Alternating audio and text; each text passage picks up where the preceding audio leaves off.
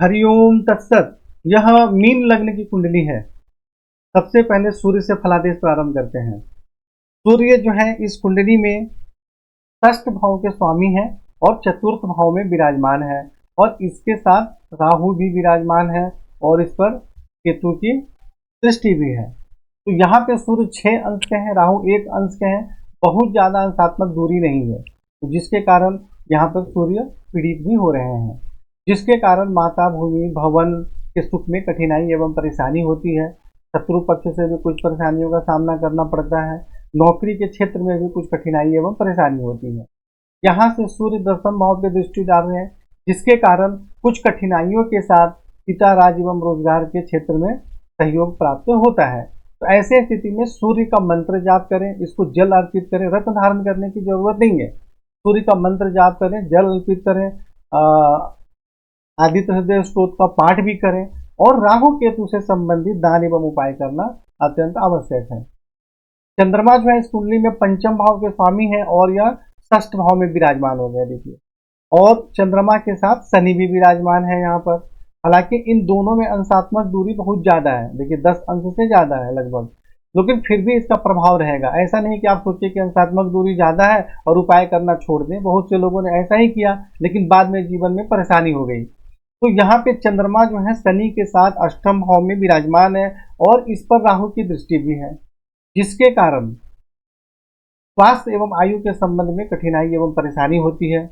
विद्या बुद्धि संतान के क्षेत्र में भी कठिनाई एवं परेशानी होती है और मानसिक परेशानी भी ऐसे व्यक्ति को बनी रहती है।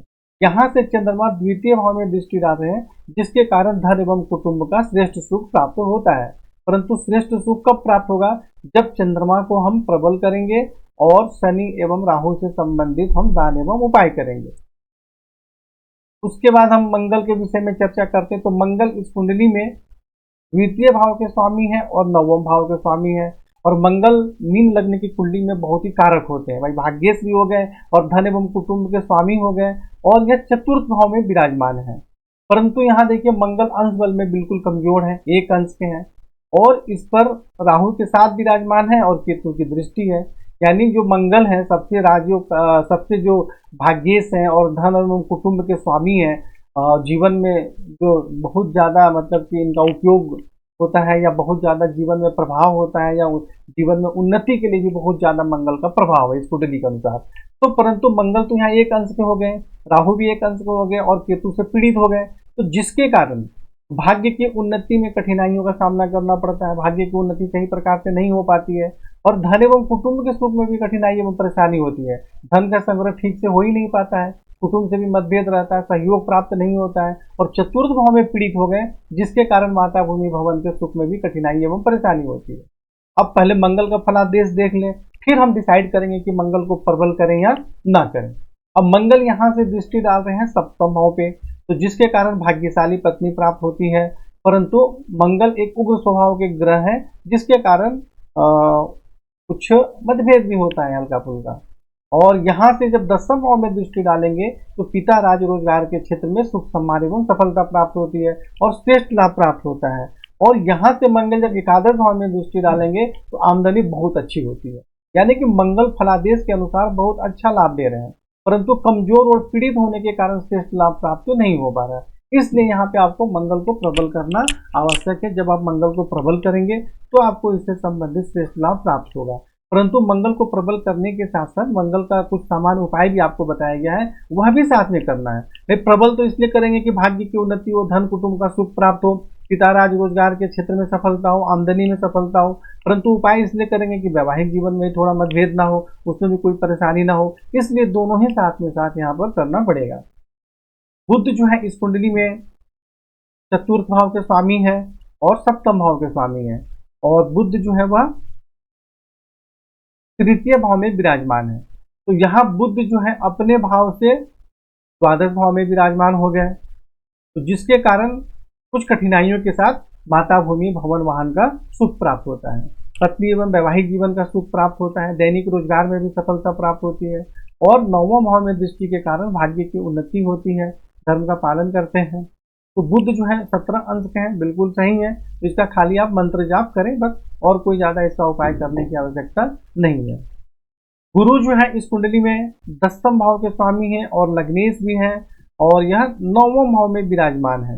देखिए गुरु 9 अंश के हैं परंतु वक्री हैं, तो अब कोई भी ग्रह जो होते हैं 15 अंश पर बिल्कुल प्रबल होते हैं। तो यहाँ पे 9 अंश के हैं, तो जिसके कारण थोड़ा अंश बल में कमजोर हो गए, लेकिन वक्री हो गए, तो जिसके कारण गुरु जो है यहाँ पर पूर्ण बली माने जाएंगे। अंश बल के साथ साथ यह भी देखना पड़ता है। तो अब वहां पर गुरु तो प्रबल हो गए, लेकिन 10वें भाव से देखा जाए तो 10वें भाव से द्वादश भाव में चले आ गए, तो जिसके कारण भाग्य की उन्नति तो होती है, धर्म का पालन भी करते हैं, उच्च शिक्षा अच्छी प्राप्त होती है, परंतु कुछ कठिनाइयों के साथ पिता राज रोजगार के क्षेत्र में सुख सम्मान एवं सफलता भी प्राप्त होती है। लग्न में दृष्टि के कारण शारीरिक स्वास्थ्य, सौंदर्य, सम्मान एवं प्रतिष्ठा में वृद्धि होती है। तृतीय भाव में दृष्टि के कारण पराक्रम में वृद्धि होती है, भाई बहन का सुख प्राप्त होता है। पंचम भाव में दृष्टि के कारण विद्या बुद्धि संतान का श्रेष्ठ सुख प्राप्त होता है। अब यहाँ देखिए एक ही ग्रह के फलादेश को आखिरी निर्णय नहीं मानना चाहिए। जैसा मैंने चंद्रमा के फलादेश के विषय में क्या बताया कि विद्या बुद्धि संतान के क्षेत्र में परेशानी होती है, परंतु गुरु यहाँ दृष्टि डालकर क्या कर रहे हैं, विद्या बुद्धि संतान का श्रेष्ठ सुख प्रदान कर रहे हैं। लेकिन जब भी चंद्रमा और शनि इत्यादि का समय आएगा या चंद्रमा को जो ग्रह पीड़ित कर रहे हैं तो उस समय परेशानी भी होगी। इसलिए अगर संतान है और अभी कोई प्रॉब्लम नहीं है तो हमें निश्चिंत नहीं हो जाना है कि हमें कोई उपाय करने की जरूरत नहीं है। आपको यह उपाय हमेशा के लिए करना पड़ेगा, ताकि जब इसकी दशा अंतरदशा आए तो आपको परेशानी ना हो। इन सब बातों को ध्यान रखना जरूरी है। शुक्र जो है इस कुंडली में तृतीय भाव के स्वामी है, अष्टम भाव के स्वामी है, और आयु के लिए तो भाई विशेष है, और परंतु इनको अकारक माना जाता है और पंचम भाव में विराजमान है, तो जिसके कारण विद्या बुद्धि संतान के क्षेत्र में कुछ परेशानी होती है। ऐसा कोई बहुत ज्यादा परेशानी आने वाली नहीं है कि अष्टमेश है तो एकदम संतान का सुख समाप्त हो जाएगा, ऐसा नहीं होगा। मतलब कुछ परेशानी होती है, परंतु आयु में वृद्धि होती है, पराक्रम में वृद्धि होती है, भाई बहन का सुख प्राप्त होता है, और एकादश भाव में दृष्टि के कारण अपने परिश्रम के माध्यम से आमदनी भी बहुत अच्छी है। तो शुक्र का आपको समान उपाय जो बताया गया वह करना है। ऐसा नहीं कि अष्टमेश है तो बहुत भारी प्रॉब्लम हो जाएगा, ऐसा कुछ भी नहीं है। लेकिन शुक्र का उपाय करना है और शुक्र को प्रबल आपको नहीं करना है।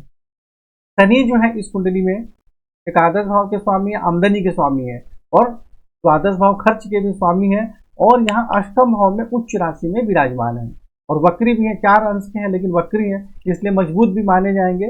परंतु वक्री होके और उच्च होकर भी चाहे कुछ भी हो जाए, परंतु छठे 8वें 12वें में कोई भी ग्रह चले जाते हैं तो उनके फल में बहुत कमी हो जाती है। और दूसरी बात कि यहाँ शनि पर राहु की दृष्टि भी है, तो एक तरह से यहाँ पे शनि जो थे पहले उच्च राशि में थे और वक्री भी थे, तो ज्यादा परेशानी नहीं थी, लेकिन राहु की दृष्टि होने के कारण भी इसमें परेशानी होगी। तो क्या परेशानी होगी कि स्वास्थ्य एवं आयु के संबंध में कुछ कठिनाई एवं परेशानी होती है। आमदनी प्राप्त करने में भी कठिनाइयों का सामना करना पड़ता है, परिश्रम का पूर्ण लाभ प्राप्त नहीं हो पाता है, परंतु आयु में वृद्धि भी होती है, क्योंकि उच्च राशि में शनि विराजमान है, एकादश भाव के स्वामी है, लेकिन राहु से पीड़ित होने के कारण परेशानी का भी योग बन गया। तो सभी फलादेशों को दिखाकर देखकर ही हमें आखिरी निर्णय लेना है। ये नहीं कि सिर्फ शनि को देख दें या उच्च राशि में बहुत अच्छा। दूसरी बात कि शनि चंद्रमा के साथ भी विराजमान है, तो जिसके कारण शनि भले ही या उच्च राशि में है, लेकिन शनि चंद्रमा को पीड़ित कर रहे हैं और चंद्रमा को राहु पीड़ित कर रहे हैं, तो इन सभी योगों के कारण स्वास्थ्य एवं आयु में परेशानी होती है, चोट इत्यादि भी लगने की संभावना रहती है, और आमदनी के क्षेत्र में भी कठिनाई एवं परेशानियों का सामना करना पड़ता है। इसलिए यहाँ पे आपको शनि से संबंधित जो विशेष उपाय बताए गए हैं वह उपाय आपको करना जरूरी है। चंद्रमा का तो खैर करना ही है। तो यहाँ पे इन सभी को समझना है कि कितने ग्रहों के साथ उसका संबंध बन रहा है और उसका क्या क्या फलादेश है, जो कि आपके कुंडली में भी विस्तार से लिखे गए हैं। राहु के विषय में चर्चा करते हैं, तो राहु यहाँ पे अगर मंगल और सूर्य नहीं होते तब तो चतुर्थ भाव के लिए राहु अच्छा था, लेकिन यहाँ राहु मंगल और सूर्य के साथ विराजमान हो गए, तो जिसके कारण माता भूमि भवन के सुख में कठिनाई एवं परेशानी होती है। और मंगल किसके स्वामी है, भाग्य के स्वामी है और धन के कुटुंब के स्वामी है, इनमें भी परेशानी होती है।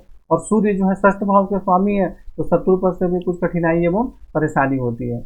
यहाँ से राहु जब दृष्टि डाल रहे हैं अष्टम भाव में चंद्रमा एवं शनि के ऊपर, जैसा कि मैंने अभी पहले बताया, तो चंद्रमा पर दृष्टि डालेंगे तो क्या होगा भाई, विद्या बुद्धि संतान के सुख में परेशानी होगी, मानसिक परेशानी होगी। और शनि पर दृष्टि डालेंगे तो आमदनी प्राप्त करने में कठिनाइयों का सामना करना पड़ेगा। 10वें भाव में राहु दृष्टि डालेंगे तो पिता राज रोजगार के क्षेत्र में कठिनाई एवं परेशानियों का सामना करना पड़ता है। द्वादश भाव में दृष्टि डालेंगे तो बाहरी स्थानों के संपर्क से परेशानी भी होती है और खर्च भी अधिक रहता है।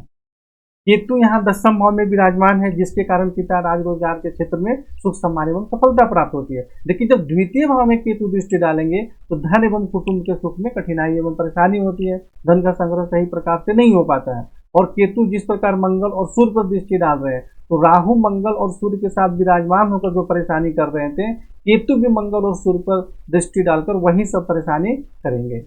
और षष्ठ भाव में दृष्टि के कारण शत्रु पक्ष पर प्रभाव रहता है, विजय प्राप्त होती है, परंतु पेट में या किडनी में किसी प्रकार की समस्या भी होने की संभावना रहती है।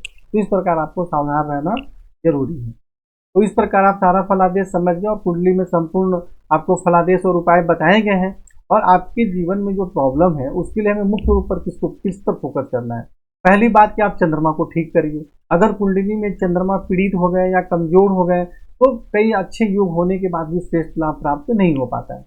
सबसे पहले तो चंद्रमा को आपको प्रबल करना है। दूसरी चीज कि जो मंगल आपकी कुंडली में सबसे ज्यादा कारक ग्रह हैं उनको मजबूत करें।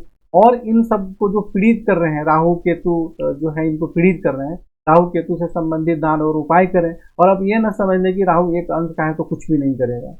एक अंश के राहु भी और केतु भी बहुत ज्यादा परेशानी कर देते हैं। ऐसा मैंने कई कुंडलियों में देखा है और मैं स्वयं की कुंडली में भी देखा हूँ कि 29 अंश का है राहु, लेकिन फिर भी बहुत ज्यादा परेशानी किया। तो इसलिए अंश समझते कि चलो कमजोर है, उपाय करने की जरूरत नहीं है, ऐसी गलतफहमी में ना रहे।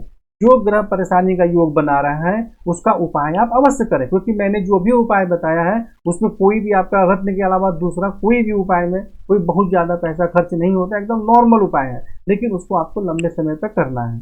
और लक्ष्मी मंत्र का जाप एवं अनुष्ठान भी करें। और आप फोन से वापिस मुझे चर्चा करें, समझें, जो नहीं समझ में आया उस बात के विषय पे चर्चा करें, समझें और जीवन में आगे बढ़ें। हरिओम तत्सत।